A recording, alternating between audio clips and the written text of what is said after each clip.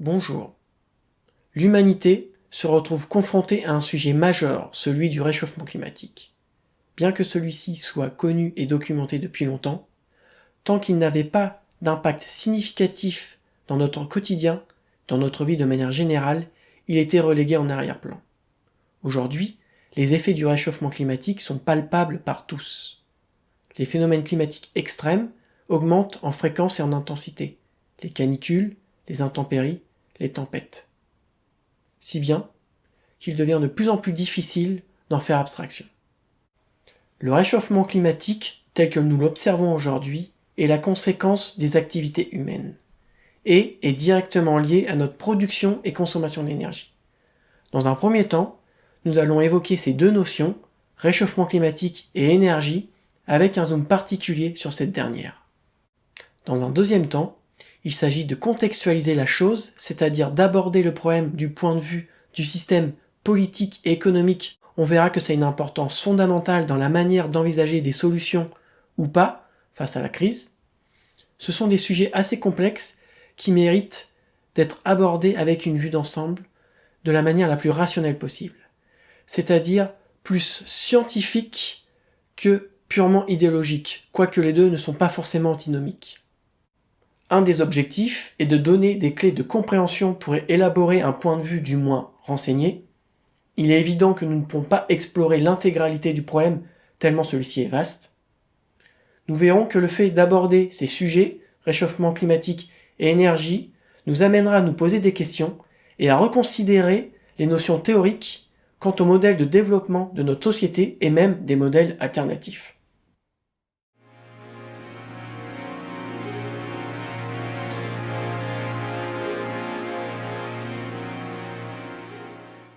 Pour commencer et introduire le sujet sur l'impact des activités humaines sur l'environnement, j'ai trouvé intéressant de vous présenter ceci. Il s'agit d'une carte issue d'un article publié par l'Agence spatiale européenne qui compare les niveaux de concentration de dioxyde d'azote dans l'atmosphère en mars 2019 et en mars 2020 au moment du confinement lié à la crise Covid-19. Le niveau de concentration est exprimé par une gradation de couleurs. Plus c'est rouge, plus la concentration de NO2 est importante et inversement. On remarque que lors du confinement, alors que l'économie est au ralenti, le niveau de NO2 est nettement moins important. Le NO2, qui est un gaz polluant émis notamment par les transports, est responsable de maladies respiratoires. Moins de transport égale moins de NO2. Durant l'année 2020, le ralentissement économique s'est traduit par une chute du PIB avec une récession de 8%. Il est estimé que cette récession a provoqué la destruction de 750 000 emplois. On voit paraître ici une première contradiction. L'activité économique et la pérennité des emplois face à la qualité de l'air. Bien que cette époque fût bénéfique pour l'environnement, les économistes défenseurs acharnés du capitalisme écumaient les plateaux télé et radio pour implorer à la reprise de la consommation et relancer l'activité économique. On reviendra sur cet aspect un peu plus tard. J'ai montré ici les concentrations de NO2 qui n'est pas un gaz responsable du réchauffement climatique, c'est-à-dire un gaz à effet de serre. Mais j'ai trouvé particulièrement intéressant de montrer l'impact direct des activités humaines. Ce qui va nous intéresser maintenant, c'est les gaz responsables du réchauffement climatique, c'est-à-dire les gaz à effet de serre. Petit rappel ou pas de ce qu'est l'effet de serre. La Terre est soumise au rayonnement solaire. Une partie est réfléchie par l'atmosphère, tandis qu'une autre la traverse.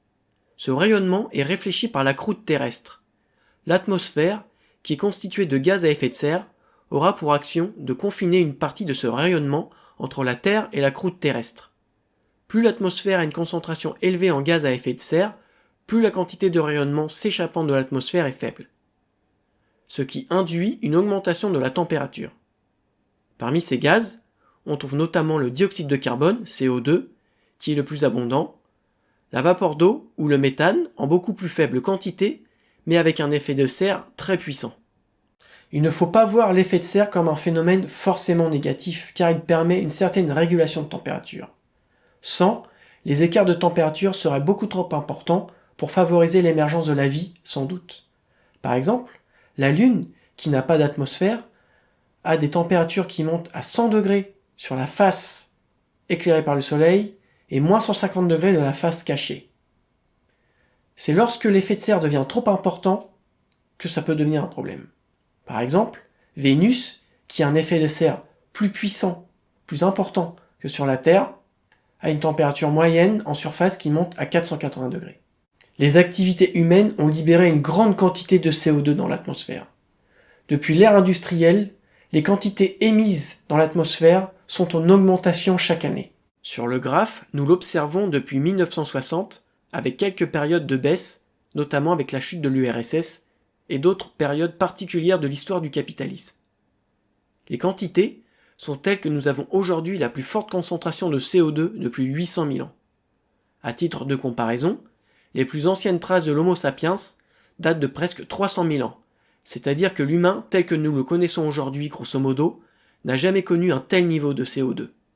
Tous les mécanismes naturels d'absorption du CO2, comme les plantes, les végétaux, les océans, sont dépassés par la vitesse d'émission, ce qui signifie une augmentation de la température moyenne à la surface du globe. Nous pouvons dire que non seulement la Terre se réchauffe depuis le début du XXe siècle, mais que ce réchauffement s'accélère au cours du temps. Depuis l'ère industrielle, la température a augmenté de plus de 1,2 degré, ce qui peut paraître faible, car une variation de 1 degré est faiblement perceptible, mais cela induit des changements majeurs pour la planète. Les conséquences sont une augmentation de la sécheresse, des feux de forêt, du niveau des océans, de la fonte des glaciers et de la banquise. D'ailleurs, celle-ci a perdu presque 30% de sa surface depuis les années 80. Un article publié récemment dans la revue Nature Climate Change soutient l'hypothèse que d'ici 2035, la banquise aura totalement disparu en été. Une augmentation des phénomènes climatiques extrêmes, de type tempêtes, tornades, cyclones, pluies diluviennes, crues et inondations. Une augmentation de l'acidification des océans, qui aura pour conséquence une destruction de la faune et de la flore océanique. Et face au changement, il y a des efforts d'adaptation de la nature. Mais ces changements sont beaucoup trop rapides pour que ces efforts soient opérants. La réponse de la nature est inertielle.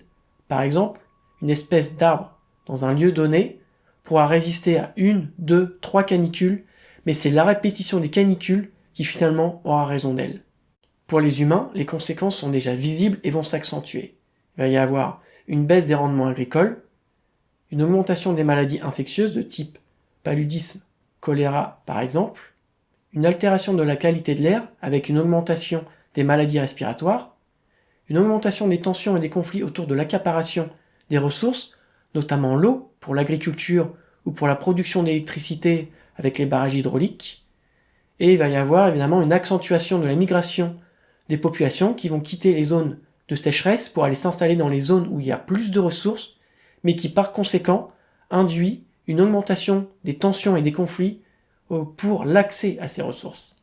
Le GIEC produit des analyses et des prédictions sur l'évolution du climat, et ces modèles développés s'améliorent au fur et à mesure du temps et permettent d'avoir des prédictions de plus en plus fiables. Dans son 6e rapport, publié en 2021, le GIEC a élaboré 5 scénarios d'évolution de température que l'on peut observer sur le graphique, qui varie de 1,2 degré à presque 5 degrés d'ici 2100. La courbe en bleu foncé, notée SSP1-2.6, correspond à peu près aux objectifs de l'accord de Paris, c'est-à-dire à limiter l'augmentation de la température à 2 degrés max. Ces scénarios correspondent à des niveaux de concentration de CO2 dans l'atmosphère. Si on regarde le scénario en lien avec l'accord de Paris, il s'agit de la courbe en vert. On devrait avoir une inflexion de la concentration de CO2 à partir des années 2070, ce qui signifie avoir des émissions nettes réduites à zéro en 2075. C'est-à-dire que l'on émet moins de CO2 dans l'atmosphère annuellement que ce que les mécanismes naturels sont capables d'absorber. En termes d'émissions annuelles, c'est-à-dire la quantité de CO2 rejetée annuellement dans l'atmosphère, on retrouve le graphique présenté ici. Si on s'intéresse toujours au scénario de l'accord de Paris, il s'agit de la courbe en bleu foncé, SSP1-2.6. Comme vous pouvez l'observer, pour tenir les objectifs, nous devrions déjà avoir arrêté l'augmentation de nos émissions et commencer à les diminuer en 2025, de l'ordre de 5% par an environ. À titre de comparaison, en 2020, lors de la crise Covid et les mesures de confinement associées, nous avons atteint cet objectif au prix d'une récession mondiale avec des conséquences économiques et sociales dont les travailleurs ont payé le prix fort, et plus ou moins selon les pays. C'est-à-dire que dans l'état actuel des choses, il faudrait contracter de 5% par an l'économie pour la rendre compatible avec les objectifs. Là aussi, on entrera dans le détail un peu plus loin en ce qui concerne le PIB mondial et le CO2. Je viens d'évoquer l'aspect énergétique. Ce qu'il faut bien comprendre, c'est que la libération du CO2 dans l'atmosphère est la conséquence de notre production et consommation d'énergie. Pour être bien clair sur le terme énergie, je le prends ici au sens physique du terme, c'est-à-dire une grandeur physique qui permet de caractériser le changement d'état d'un système. Par exemple, votre véhicule est un système, l'essence est la source d'énergie qui, une fois libérée, permet à votre véhicule de se déplacer. L'énergie est la base de développement de nos sociétés. On a pu observer à travers le temps que plus une civilisation avait accès à l'énergie, plus elle avait les moyens de se développer et potentiellement d'améliorer les conditions de vie. Notre confort de vie, si on le compare à celui d'un paysan du Moyen-Âge par exemple, on le doit à deux choses. La première, c'est la disponibilité énergétique qui permet l'augmentation de la production de marchandises et de valeurs. La deuxième, c'est la lutte des classes, où les travailleurs salariés ont revendiqué et lutté pour obtenir une part plus importante de cette production de valeur dont ils sont les producteurs, mais qui sous le capitalisme est accaparée par la classe capitaliste. Notre consommation d'énergie suit l'évolution que vous pouvez observer. Pendant la majeure partie de son existence, l'humanité a utilisé des sources d'énergie directement accessibles et 100% renouvelables, comme l'eau, le bois ou le vent. Les systèmes de production étaient rudimentaires et faiblement productifs, même s'ils ont suivi une amélioration au cours du temps. Mais c'est au cours du 19e siècle, essentiellement, que le développement s'est considérablement accéléré. Les avancées scientifiques et technologiques, avec la découverte de nouvelles sources d'énergie, comme le charbon, le gaz et enfin le pétrole, a permis un essor de l'industrie tel que l'humanité n'avait jamais connu auparavant. Cet essor se caractérise par une augmentation exponentielle de la consommation d'énergie, notamment utilisée par les machines pour l'augmentation de la productivité, c'est-à-dire l'augmentation de la production de marchandises en un temps donné pour l'industrie et également les machines domestiques qui améliorent le confort de vie mais dans une moindre mesure. L'augmentation de la productivité se fait à travers l'augmentation de la puissance du parc de machines. Plus le parc de machines est puissant, plus il y a de production, plus il y a de productivité, mais plus il y a de consommation. Le développement exponentiel de nos sociétés actuellement, on le doit aux énergies fossiles, charbon, gaz et pétrole. Pour faire une parenthèse mathématique très simple, plus on souhaite augmenter la productivité, plus on va augmenter la puissance, donc plus l'énergie consommée sera importante. L'unité de mesure souvent utilisée pour l'énergie est le wattheure, ou bien le joule, ou alors la tonne équivalent pétrole. C'est-à-dire qu'on rapporte l'énergie consommée à ce que l'on pourrait obtenir avec une tonne de pétrole, car c'est la source d'énergie la plus consommée dans le monde. Pour en revenir à l'équation précédente, et vous donner un petit exemple, si vous avez une machine qui fait 1 kW et que vous la faites tourner pendant 1 heure, vous aurez consommé 1 kWh. Maintenant, si vous la faites tourner durant 30 minutes, c'est-à-dire moitié moins, alors vous aurez consommé 500 Wh. Entre l'ère pré-industrielle et aujourd'hui, nous sommes passés d'une consommation de 100% d'énergie renouvelable à 84% d'énergie fossile. Nous pouvons observer sa répartition sur le camembert. Elle est la suivante par ordre décroissant. Pétrole 31%, charbon 27%, gaz 24%, renouvelable 7%, hydroélectricité 7%, nucléaire 4%. Le problème des énergies fossiles est que leur consommation nécessite leur combustion, ce qui libère du CO2 dans l'atmosphère. Le niveau de développement mondial, tout particulièrement celui des pays les plus avancés du capitalisme, est devenu une menace pour l'humanité. Comme le montre le graphe, si on observe le charbon, coal en anglais, en gris, celui-ci n'a jamais fait autre chose qu'augmenter durant 20 ans, excepté en 2020, lié au ralentissement économique et la diminution de la consommation d'énergie de la période Covid-19. Notre civilisation industrielle moderne repose pour une part très importante sur le pétrole. Autrement dit, si demain il n'y avait plus de pétrole, le monde tel qu'on le connaît s'effondrerait. Il assure toutes les fonctions vitales, ou non d'ailleurs, de notre société. Il y a deux indicateurs qui permettent de suivre le niveau de développement de notre société, et en particulier la société capitaliste. C'est la croissance mondiale, le PIB, et le niveau de production de pétrole. En comparant ces deux indicateurs, en rouge la croissance du PIB mondial en pourcentage et en bleu la production mondiale de pétrole, on voit le lien entre le niveau de l'activité économique et la production de pétrole.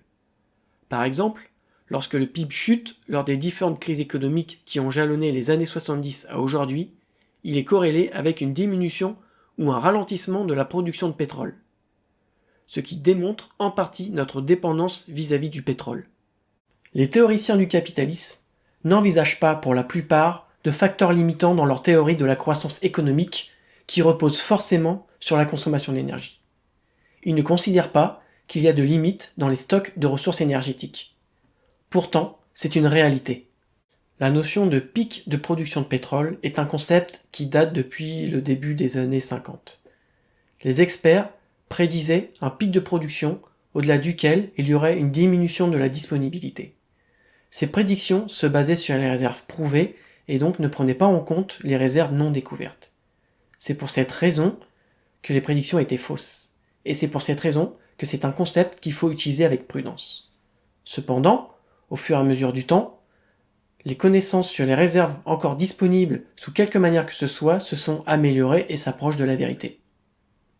Sur ce graphe de pic de production de pétrole, qui n'est pas le plus récent, il est intéressant de regarder la courbe de production de pétrole conventionnel, c'est-à-dire du pétrole qui se trouve dans des poches de la croûte terrestre, qu'on vient forer pour l'extraire, pour faire simple.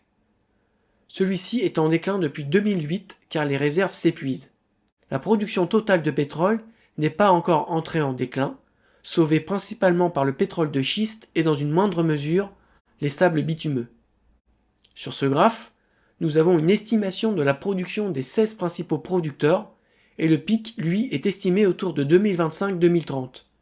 Nous verrons si cette prédiction est juste ou pas.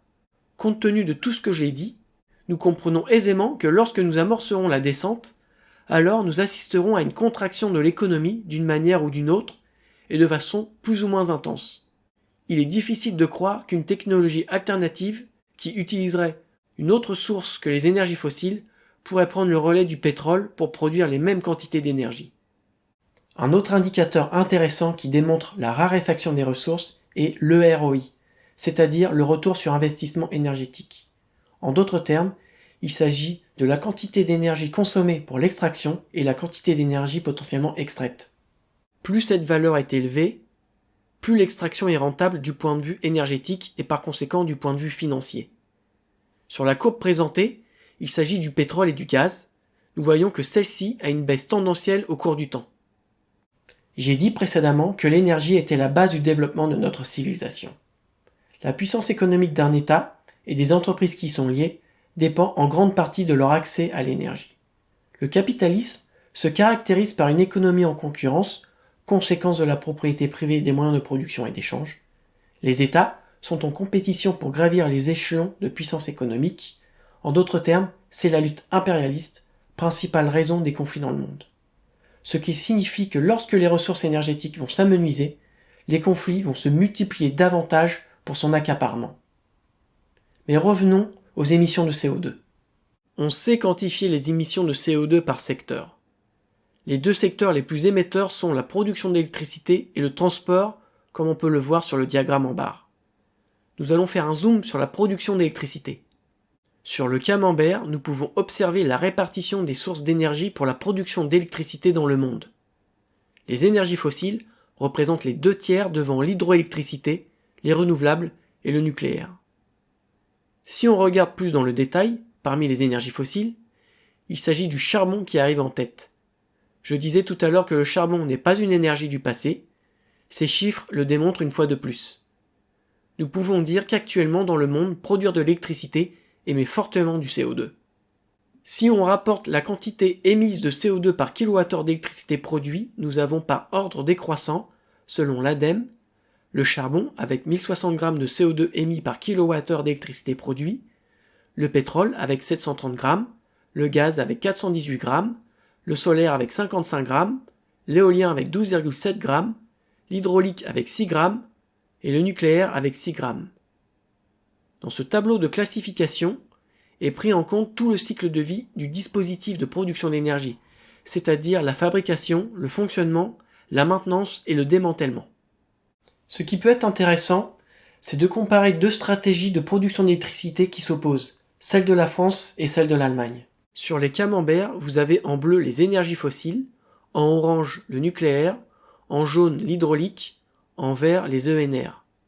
L'essentiel de la production d'électricité en France est faite à partir du nucléaire, tandis que l'Allemagne a décidé d'abandonner le nucléaire.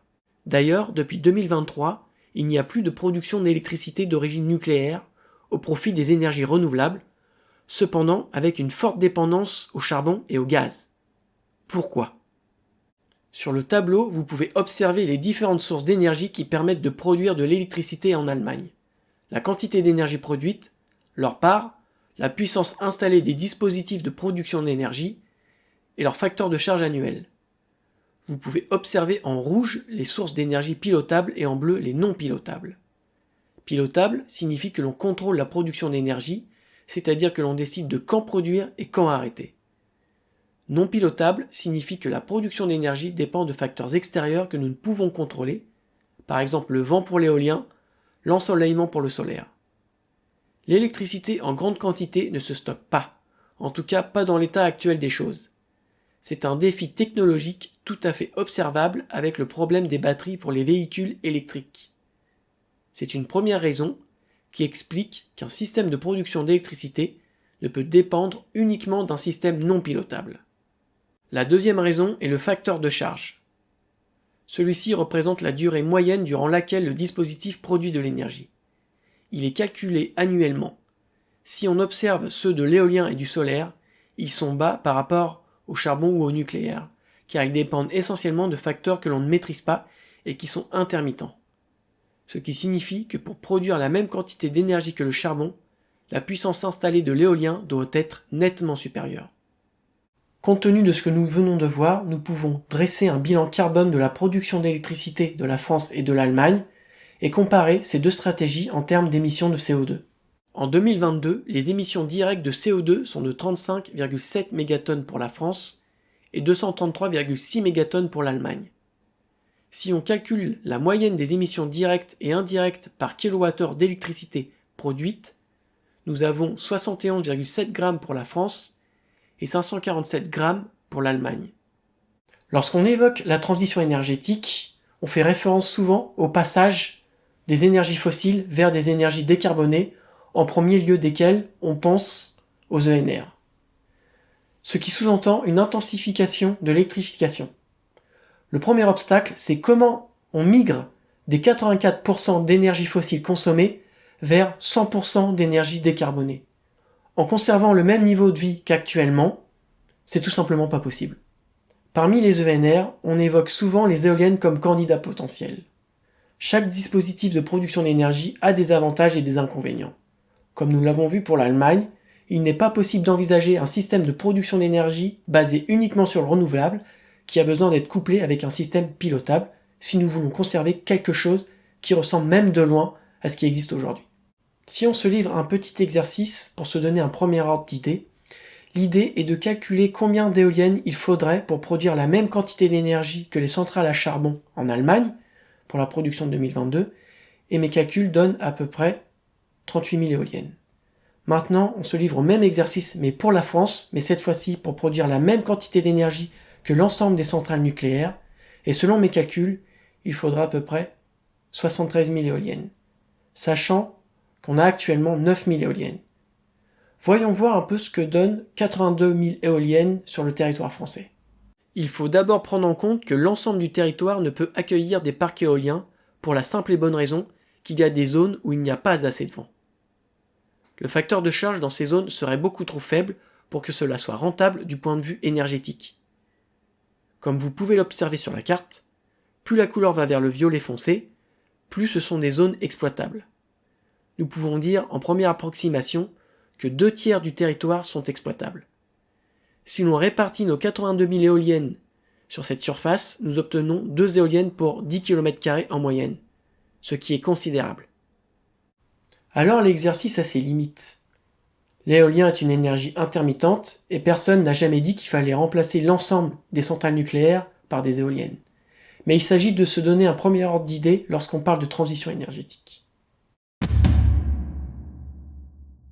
Un autre aspect qu'on va brièvement évoquer ici, c'est celui de la ressource métallique.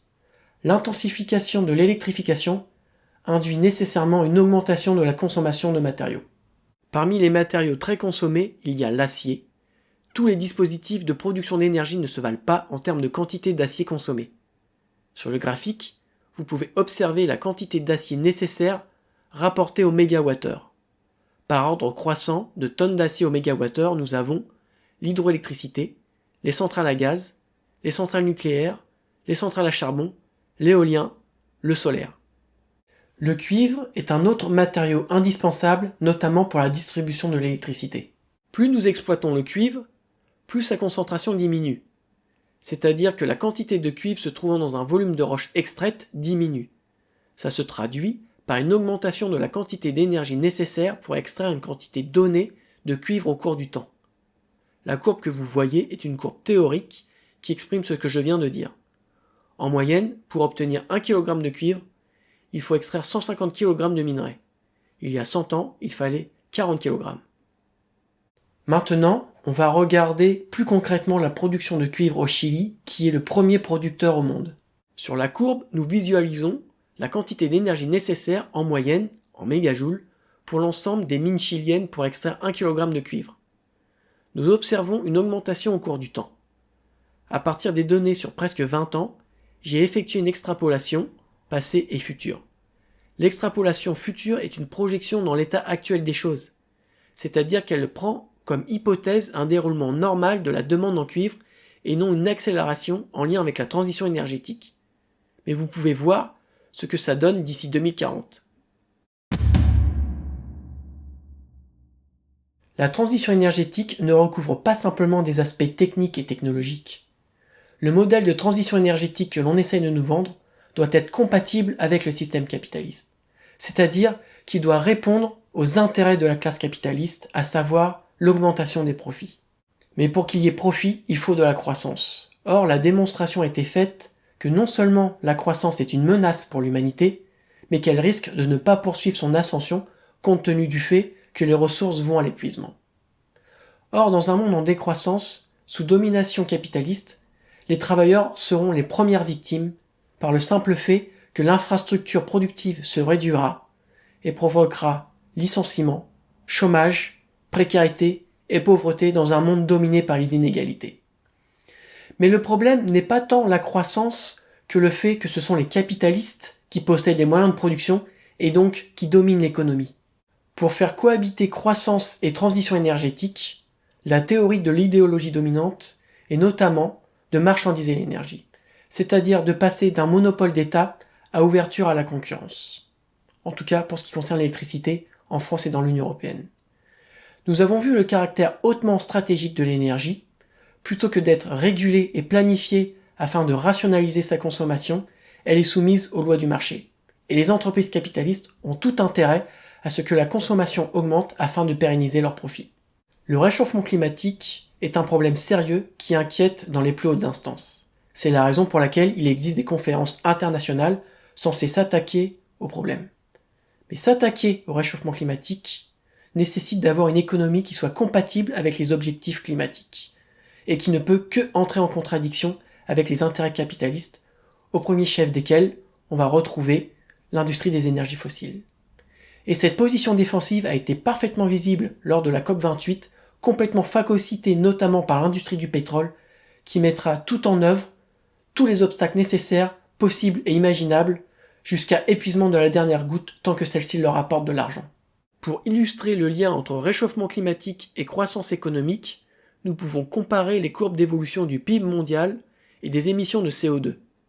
Vous pouvez observer en rouge le PIB en pourcentage et en bleu les émissions de CO2. Vous pouvez observer qu'à chaque crise économique, correspond à une réduction des émissions de CO2, notamment celle de la crise Covid-19. La logique capitaliste de croissance sans limite n'est pas un système soutenable. Tant que l'on reste dans le cadre de ce système, cette logique de profit et de croissance liée ne peut pas être inversée. Il y a un autre aspect qui représente un obstacle sérieux, lui aussi d'ordre économique. Marx nous expliquait que le capitalisme pourrait faire face à une contradiction interne, celle de la baisse tendancielle du taux de profit. Sans entrer dans le détail dans cette vidéo, elle se caractérise par une diminution du taux de profit pour chaque marchandise au cours du temps. Bien entendu, il existe des contre-tendances. Mais celle-ci est observable depuis quelques dizaines d'années dans le secteur industriel. Elle se traduit par une diminution de la rentabilité des investissements. Comme vous pouvez l'observer sur le graphe, les investissements ont alors tendance à diminuer au cours du temps, par exemple en bleu clair pour ce qui concerne le monde excepté la Chine. Pourquoi évoquer cet aspect ? Parce que avoir un système productif qui émet moins de carbone passe entre autres par une meilleure efficacité énergétique. Et cela nécessite des investissements pour moderniser la production et transiter de technologies. Or, du point de vue des capitalistes, dont l'objectif est de réaliser des profits, il n'y a aucun intérêt à réaliser des investissements qui ne soient pas suffisamment rentables. Alors, que faire ? Vous l'aurez sûrement compris, car l'objectif de la démonstration était de démontrer que le premier obstacle à la lutte contre le réchauffement climatique est le capitalisme. Mais alors, par quoi le remplacer ? Par le socialisme, c'est-à-dire la socialisation des moyens de production sous le contrôle démocratique des travailleurs. Elle aurait pour avantage de planifier l'économie, planifier la production et essayer de la rendre compatible avec des objectifs climatiques.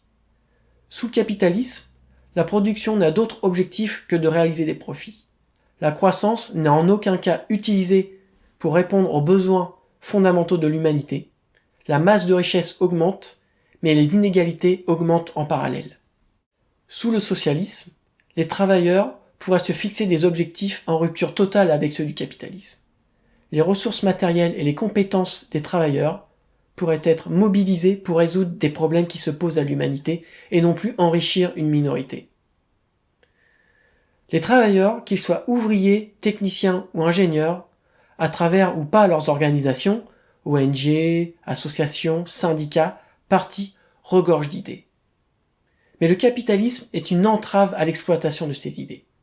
Il n'utilise que les idées et les solutions qui ne font que accroître leurs profits. Le capitalisme est un verrou qu'il faut faire sauter. Mais ce seul aspect ne suffit pas. Durant ma démonstration, j'ai montré que le niveau de croissance mondiale n'est pas supportable. Dans les milieux marxisants, le point de vue qui domine est que l'idée de décroissance est réactionnaire. Et il est vrai que l'on trouve parmi le large éventail du mouvement des décroissants des réactionnaires. Et on caricature par exemple avec le fait qu'il serait intolérable d'opérer une décroissance dans le secteur de la santé publique. Ce qui est mis en avant est que le socialisme permettrait de libérer les forces productives des contraintes du capitalisme et permettrait de résoudre les problèmes qui se posent à l'humanité, notamment via la technologie.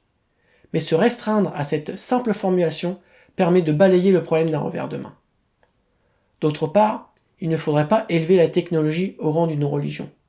Ce serait s'écarter de l'analyse matérialiste pour sombrer dans l'analyse idéaliste. La croissance exponentielle et infinie, bien que jalonnée de crises économiques, est une idée idéaliste. En ce qui concerne la croissance verte, il s'agit d'un mythe. Et ceux qui la défendent d'une manière ou d'une autre sont soit des menteurs, soit des ignorants, soit un peu des deux. La tâche du socialisme est d'en finir avec le productivisme tel qu'on le connaît aujourd'hui. Pour dire les choses clairement, il faut décroître, mais pas de n'importe quelle façon, car il existe des inégalités entre les travailleurs et entre les pays. Sur ce diagramme en bas, j'ai mis en relation le PIB par habitant en rouge, qui reflète le niveau de vie, et la consommation annuelle moyenne d'énergie en tonnes équivalent pétrole par habitant en bleu. On observe le lien entre richesse et consommation d'énergie, et ce n'est pas une surprise. Plus le niveau de vie est élevé, plus la consommation d'énergie est importante. Évidemment, ce diagramme ne reflète pas les inégalités à l'intérieur d'un même pays. On observe aussi des écarts intolérables entre les pays, par exemple si on compare les États-Unis et la Tanzanie. Par ce diagramme, je veux expliquer que la tâche du socialisme n'est pas d'élever l'ensemble de la population mondiale au même niveau que celui d'un Américain moyen. D'ailleurs, ce n'est ni réalisable, ni même souhaitable. Il faut trouver un point de convergence pour sortir de la pauvreté des populations et, en parallèle, réduire l'impact environnemental des plus gros contributeurs, c'est-à-dire décroître pour eux. Il faudra effectuer des choix de société, éliminer ce que l'on considère comme du superflu et se fixer des priorités comme se loger, se nourrir, se soigner, s'éduquer, sous toutes les formes que ce soit, et redéfinir ce que l'on appelle une bonne qualité de vie. L'énergie devrait être concentrée pour répondre à ces besoins. Les travailleurs ont les ressources nécessaires pour résoudre ces défis, mais il faut éliminer le capitalisme qui est une entrave à l'émancipation de l'humanité.